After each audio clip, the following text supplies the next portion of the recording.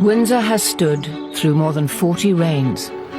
Over 1,000 years, members of the royal family have been born, wed, and buried here. No monarch has been more devoted to the castle than the Queen. Windsor is the fixed point in her year. Just as the castle offers security and familiarity, so does Windsor's extraordinary calendar of events. From the sacred... Good luck to her. I hope she finishes second. We're racing. ...to the less sacred. For the first time, cameras have been allowed to follow all the Windsor seasons, the time-honoured public ceremonies. Sun beating on your head, sweating, really hard. Forecast snow. And the private family occasions. It's quite a large group, isn't it? We are a bit lost. Yes, we are a little bit lost. Beyond the tourist trail and the public gaze, the Windsor calendar also governs the lives of those who live and work here, the people who make it all happen. OK, come on, through shop, we haven't got time! There you are. This is the place the House of Windsor calls home, and these are the rituals and events which form the framework of the royal year.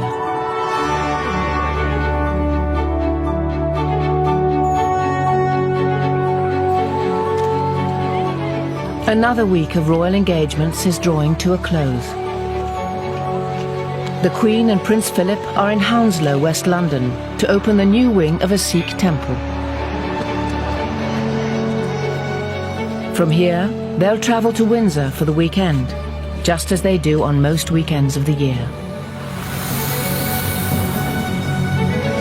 The 300 staff are always well prepared for the Queen's homecoming.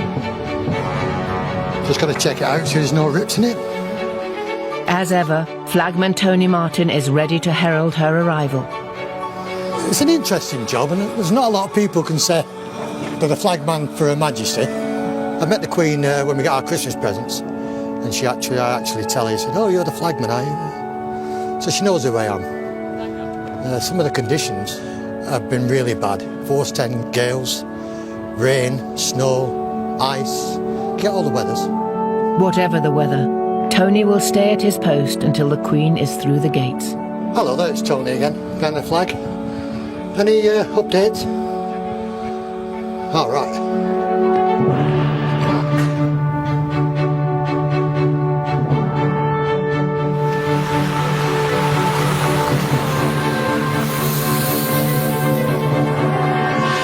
She's here now. This is, above all, a living castle, not a museum. Through childhood, war, and more than half a century on the throne, the Queen has always found Windsor to be a constant through changing times. That is why this is her favourite home.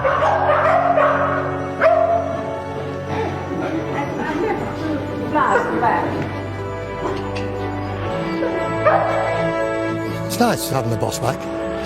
Yeah, it is home to her. Every generation continues to have its own ideas about the place, not least Prince Philip. The original beds were rather sort of complicated, and they didn't seem to fit very well. And so I got an artist friend of mine, and together we made a model of this, of the whole of this, and tried various arrangements on it, and eventually settled on this sort of cartwheel thing with, these are all rose beds, which makes it, in a sense, relatively easy to manage. And different colours, but they sort of match each other. And then they built a pergola there because there's the orangery, which was unused, it made a swimming pool in it. We used to have Christmas here, it was very popular with all the young. It still gets used. You ever use it yourself, sir? Yes, I use it, yeah. Easter, and Windsor's royal year begins in earnest. Most of the Queen's family gather to spend the long weekend together and attend Easter Sunday service at St George's Chapel. Windsor's royal cycle begins once again. In our early years, the whole of the year was dominated by school holidays. So in practice, what we did was we came here for the Easter holidays, and we still do. In many ways, it works quite well because our children, knowing the routine, tend to come back for holidays, and the grandchildren get brought with them. And so it forms a nice kind of annual structure. For the next few weeks, by tradition, the Queen will conduct all her daily official engagements not from London, but from Windsor, during what is known as Easter Court. Today, the light cavalry are on parade in Windsor Great Park to receive a royal warrant from their Captain General. Windsor and the horse are inseparable. It's here at Windsor that the Queen trains and keeps the horses which she and her family ride. And 1, 2, 3. Terry Pendry, the stud groom, is in charge of all the Queen's horses at the castle. When she's down here with her horses, she is probably at a more relaxed state. And we, as her staff, must never forget that she is the Queen. And the right terminology is Your Majesty, and that's how we greet her in the mornings. Good morning, Your Majesty. Thereafter we call her Mom. Whenever the Queen rides here, Terry is never far from her side. Nothing goes on in his world without it reaching the highest level in the land. Right through to conception, right through to retirement, Her Majesty knows every single one of her horses and ponies. Not only does she know her parents, but their grandparents and their great-great-grandparents. And she leaves no stone unturned. She names all her own horses and ponies herself and takes a great deal of interest in every single one of them. By early June, the Windsor seasons are moving on. No castle ritual is more colourful or ancient than Garter Day. The castle must be at its decorative best.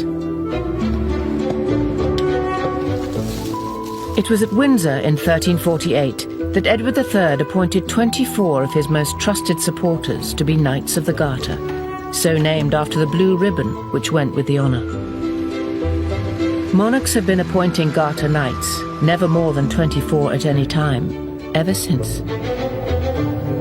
To this day, every knight or lady of the Garter in history is recorded by a coat of arms in Windsor's greatest chamber, St George's Hall. And every Garter Day, the Queen and her own 24 hand-picked knights will take part in a velvet-robed procession.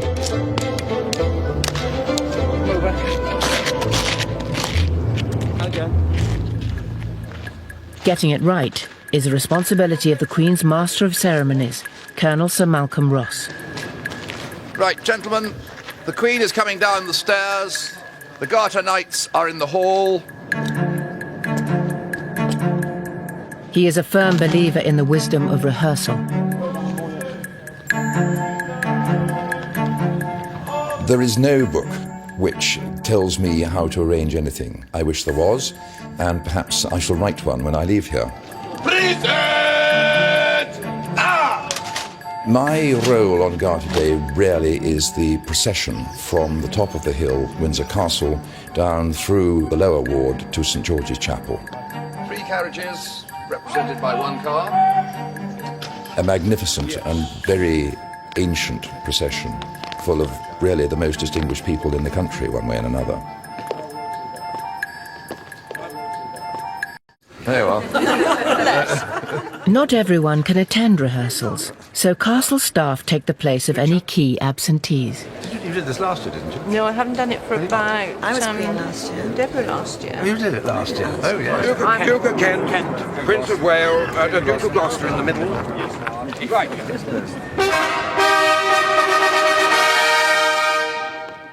No role is more prized than being Queen for the day.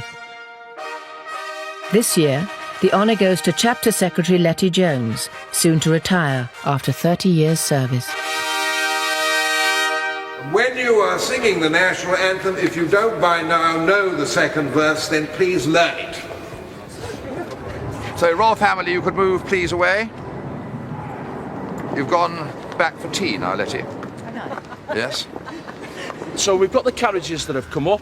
there'll be a number of black Daimlers. While Sir Malcolm must ensure that the Garter procession is faultless, Garrison Sergeant Major Billy Mott is responsible for those who will guard Keep it. going, go into the engine court, we'll be in there in a minute. We've got something in the region of 30 officers and 340 men, and that's with all contingents that are involved in the Garter service. That's a large number of men that may well not be 100% clear of what's required.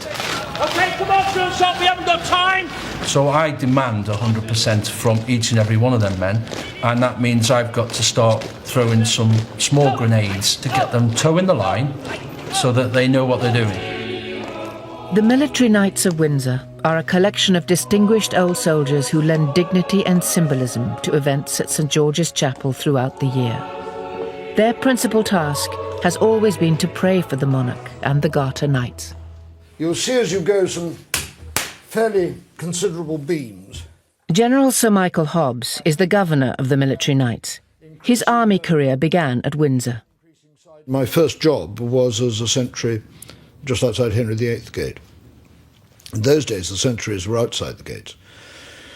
And little boys used to come along and place matches, you know, in between your fingers and then set light to them to see if you moved. So it was tough. The Military Knights live inside the castle walls in a terrace of narrow houses with as many flights of stairs as rooms. Up a series of hardwood log stairs, as it were. It's hardly ideal accommodation for retired officers, some in their 80s. When someone rings the doorbell and says, "Can you come and see me?" it is 79 steps down before I actually get to them. And worse still, if they then want to go to the office, it's another 79 steps up. Garter Day dawns. It's a spectacle which always draws huge crowds, even if it means a long wait in arduous heat. The household team, who move from royal residence to royal residence with the Queen, are preparing for the traditional Garter Day lunch in the Waterloo Chamber. We put the white wine, the red wine in all the tables with the water jugs, and the port, we put the port in every 2 stations. And the beers, we only put the beers on the Duke's table, right here, because it's only the Duke who's going to have one. Particular requirements are anticipated. Beer, not wine, for the Duke of Edinburgh. Olive oil rather than butter for Prince Charles. Equal care is taken with the flowers. Garter table, approximately about 19 displays are on that table. The little ones and the big ones. Garter's always the same time, so you really have to go with the flowers that are available. And as we're in the middle of, as I said, English summer flowers, that's the epitome of it. Afternoon, it's now striking 12 o'clock on the clock.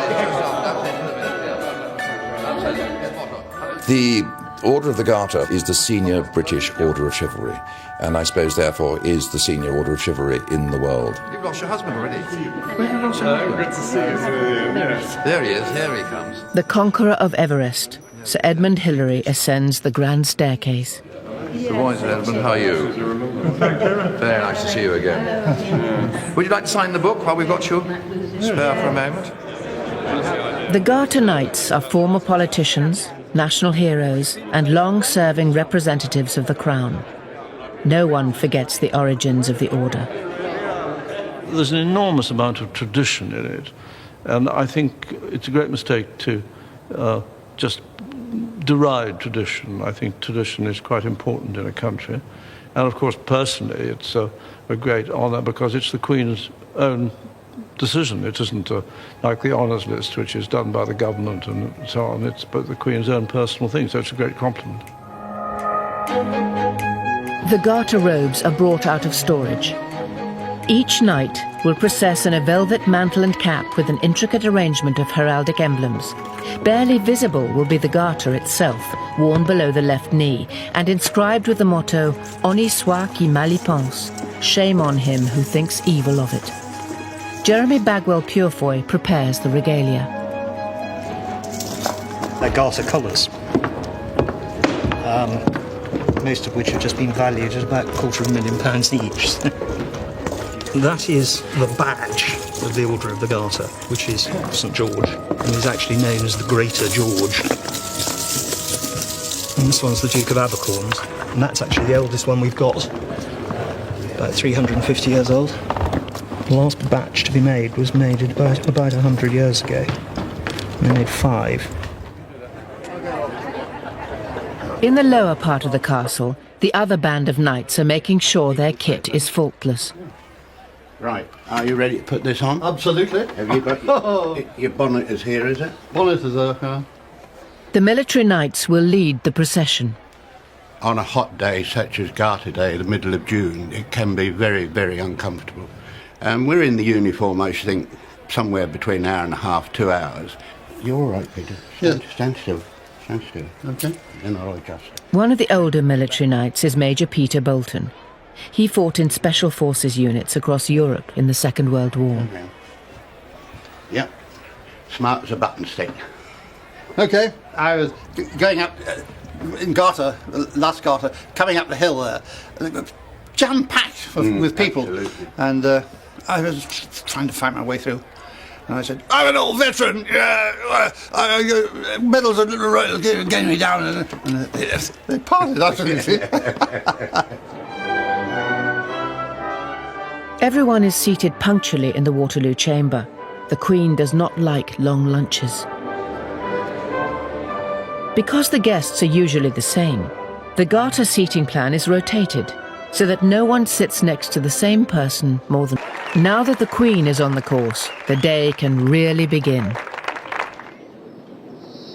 The Windsor Greys arrive home. It's been a long day for all those at the Royal Mews. It's a 9-mile ride each way. We've done it in just over 4.5 hours today. Yeah, it's hard work. We all sleep well in the evenings this week. He's yawning, he's tired. Was that hard work, mate? Was that hard work? Another day. And for the Queen, the most exciting of the entire meeting. She has a runner in the 420. Having taken one last look at promotion, the Queen returns to the royal box. Her trainer, Sir Michael Stout, is cautiously optimistic. More sober rituals are being played out by the resident garrison who guard the Queen and her castle. By the left! Quick, march! For the next few weeks, it's the turn of the Irish Guards, recently returned from Iraq. I chose the Irish Guards because I come from Ireland and because I've had family in them. It's something that I wanted to do since I was 16 years old when I was at school, rowing on the river, and I had this idea that, I think the first thing was that I always thought you'd be fit if you stayed in the army. Captain Alex Cosby attended school just down the road from here, at Eton. Another local recruit from nearby Slough is Guardsman Mark Hanson.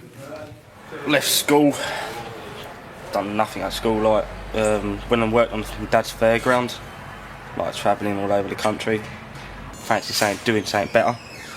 The Guard itself is really very ceremonial. It's tradition. It's showing off the tradition of the army. It's a tourist attraction because everyone wants to see this thing that is famous. At the same time, we do have that function of protecting the monarch when she is in residence. It is a privilege and an honour to guard your monarch. Okay, sir? Yep. Frontline security is a police affair, but the guards do their bit too. Their 2-hour sentry shifts, known as stags, may be mind-numbing, but they're not without their perks. But when you're standing on sentry, women come up to you, they stand there like, and you look at... And today, no one has left Mark a telephone number. It just goes on and on and on. Your knees hurt, your feet hurt. That's all part of the job, like. Do you find it easy to keep a straight face, Mark?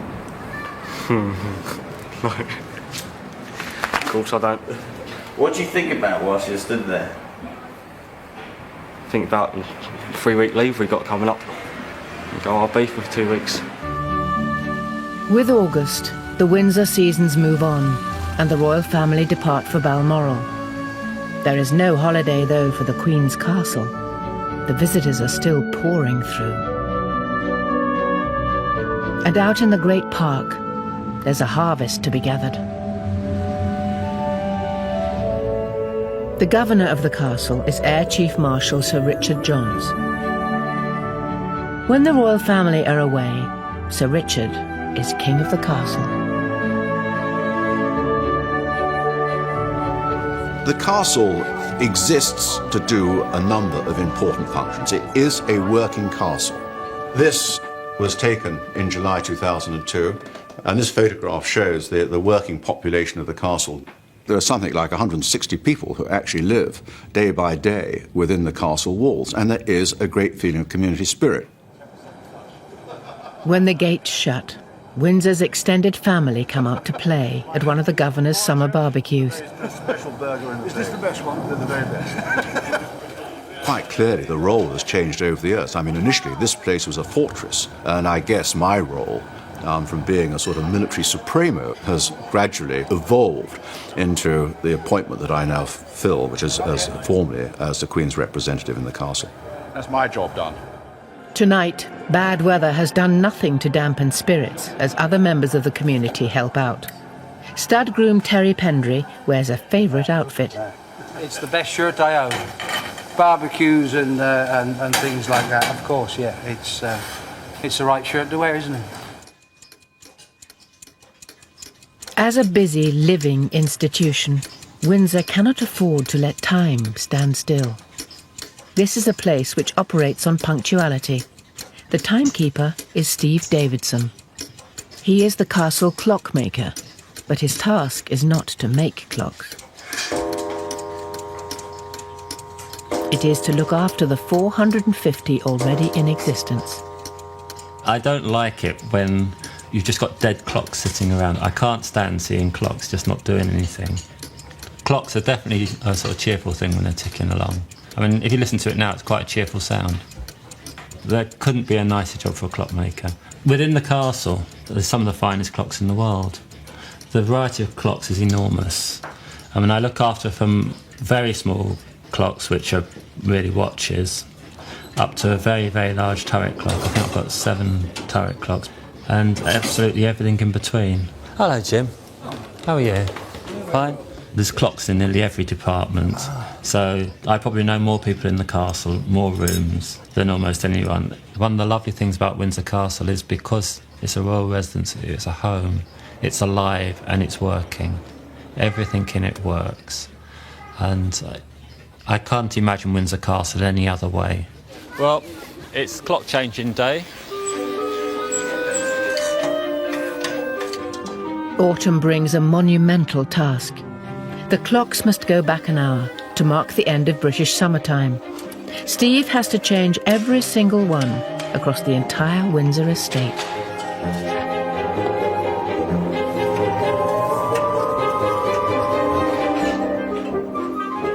These clocks don't just play tunes, they've inspired them.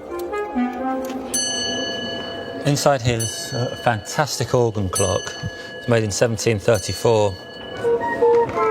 Placed 10 pieces by Handel, 6 of them he arranged for the clock. We're now still in property services. We are a bit lost. Yes, we are a little bit lost. You memorise a route, you memorise a clock, but if you make one little mistake on that, then you're completely lost. Oh, that's an awful mess, that one. Look at the state of that. I can't always remember where this lot are. The Round Tower is the castle's inner sanctum, the last bastion in the event of a siege. This is the home to the Royal Archives, where successive monarchs have deposited their personal memories, their diaries, and their secrets. What arrives here today will be studied by historians long into the future. In the photographic department, curator Francis Diamond is preparing to start work on a gargantuan project. The 40,000 photographs belonging to the late Queen Mother have arrived and require cataloguing. Riding at Windsor is something that many generations of the royal family have enjoyed. And this one is called Royal Champion, and it shows the Queen Mother with her horses. During the war, the princesses and the King and Queen spent time at Windsor. And this album, it gives a very pleasant picture of how they spent some of their time. It was certainly a favourite place, I believe, for the Queen and Princess Margaret, because they'd spent such a lot of time here as children. And you see, corgis, they had corgis in those days as well. And Princess Elizabeth indoors. During the war, the Queen even starred in her own pantomimes here. Here is the programme of Aladdin, which was performed in 1943 in the Waterloo Chamber. This comes from the Royal Archives, this document. And you can see that the part of Aladdin was taken by Princess Elizabeth, and the Princess Roxana was Princess Margaret. Here's Princess Elizabeth and Princess Margaret in costume. Royal children for a long time have taken part in little scenes and plays and tableaux. Queen Victoria's children did this. I believe George III's children did too, actually. And I think acting was quite a popular pastime. In fact, when you think about it, it's quite good for a royal child to be trained to wear their best clothes, smart clothes, and to appear in front of a crowd of people. It might help them in later life. Steve's timekeeping odyssey has taken him out to Prince Consort Farm. Cows must be milked on time, even if their clock has not changed since the days of Prince Albert. So to get this on time, we've got to go through full 23 hours. It now thinks it's 9 o'clock in the morning.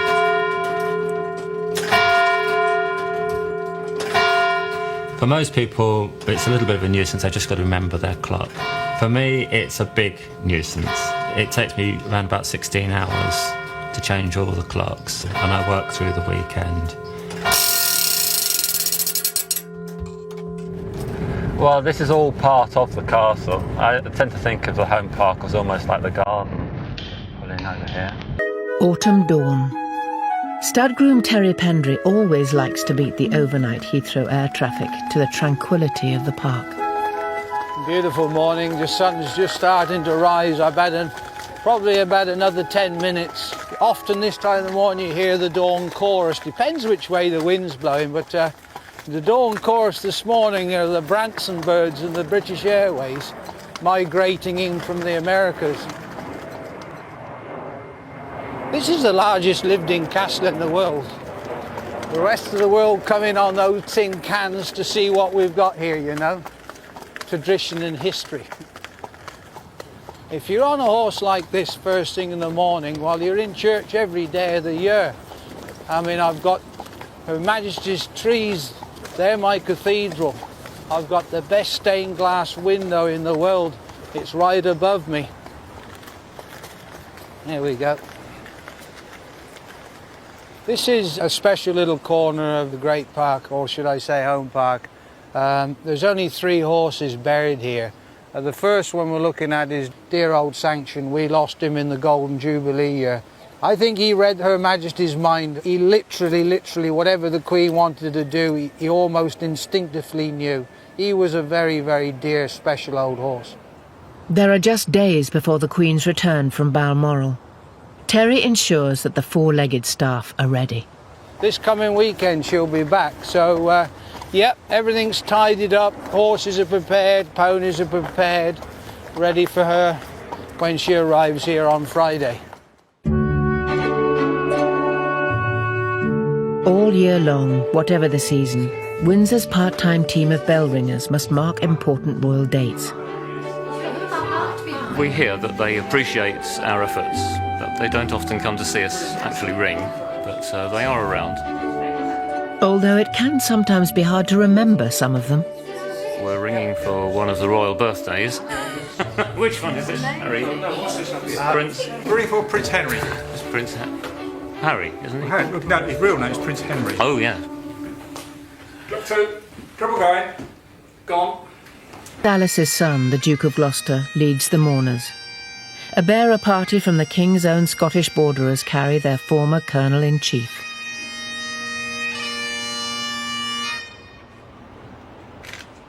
The coffin leaves for the family burial ground just beyond the walls at Frogmore.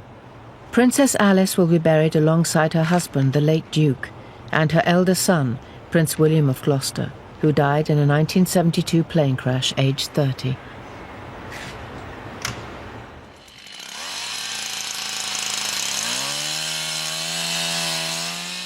December in the Great Park. It is time to gather the great Christmas tree. This one will take pride of place in the state apartments. We wish you a Merry Christmas. We wish you Windsor's royal year is drawing to a traditional close. The more tuneful castle staff are out in force. We wish you a Merry Christmas and a Happy New Year. If you'd like to sort of come in from that end and just file all the way down, we can keep you dry.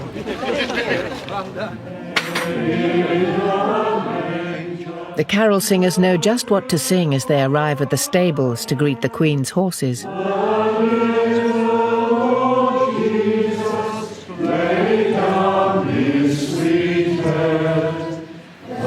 This is the second year that we've done this with the horses. Last year was quite a success, so it's grown from that. I actually think they enjoy it. They love company.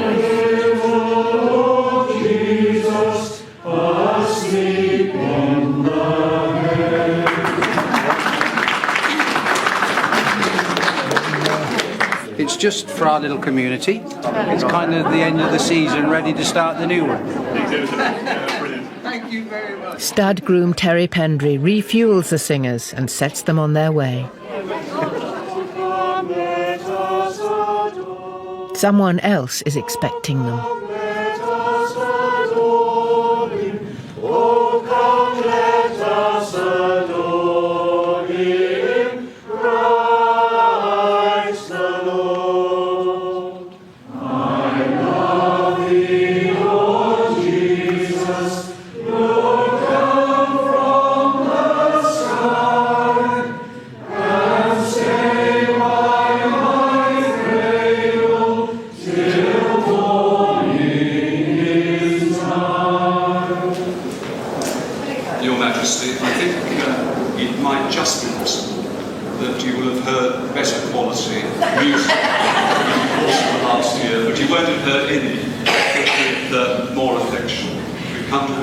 And the family a really happy Christmas and every blessing in 2005.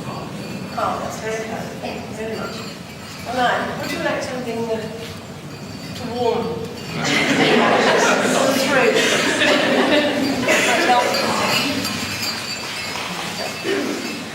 Actually, I thought that last time, right, you had some terrible effect on the weather. Everybody who's seen the weather forecast snow. It's quite a large group, isn't it? Very good. This is another ritual, another of life's anchors for the Queen and her castle. It makes a great difference to the way in which Windsor evolves if you've got people living in it as occupiers, because there's a coherent community kind of sensation. So it makes a very, I think, organic system. And I think that's what gives it its attraction and its strength. It's a hierarchy. It's a living organism inhabiting this ancient establishment. We wish you a Merry Christmas. We wish you a Merry Christmas. We wish you a Merry Christmas and a Happy New Year. Thank you very much.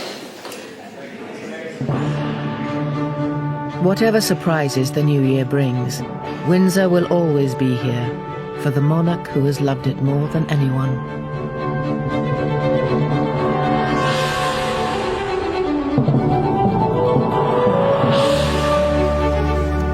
This used to be arable all through here, so we decided to put it back to a deer park.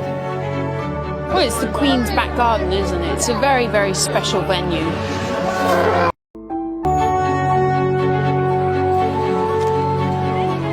Another week of royal engagements is drawing to a close. The Queen and Prince Philip are in Hounslow, West London, to open the new wing of a Sikh temple. From here, they'll travel to Windsor for the weekend, just as they do on most weekends of the year. The 300 staff are always well prepared for the Queen's homecoming.